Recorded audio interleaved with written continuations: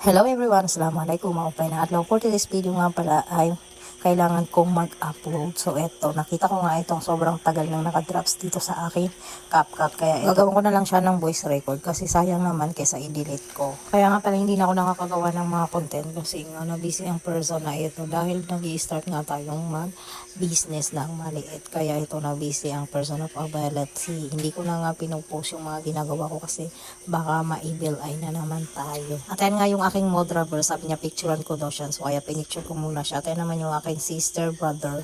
Ewan ko anong pinaggagawa niya. At ayan naman yung dalawa na yan nag-aaway dyan. So ayun naman yung aking pamangkin na si Jobber. Nahihiya siya. Ayun yung magpa-video. So ayun naman yung aking anaks.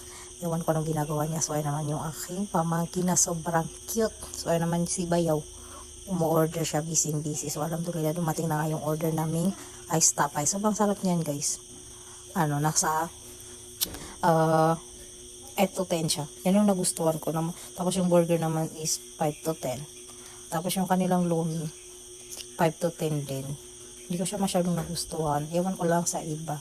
Tapos, ayan nga, dumating na yung mga order namin. Alam niyo ba guys, kaya tinatamad na nga akong gumawa ng content. Pinipilit ko pa rin talaga naman kagawa ng content. Sa mga oras na nga na to guys is ating gabi na. Pero ginawa ko pa rin to ng voice record dahil wala na nga akong na-upload. At sobrang pula na nga ng dashboard ko. At dumagdag pa nga sa stress ko yung may na-violation ako. So alhamdulillah kasi nagawa naman siya ng paraan na cover ko naman yung account ko. At yun lang guys, dahil antok na talaga ako. Thank you for watching. Follow for more.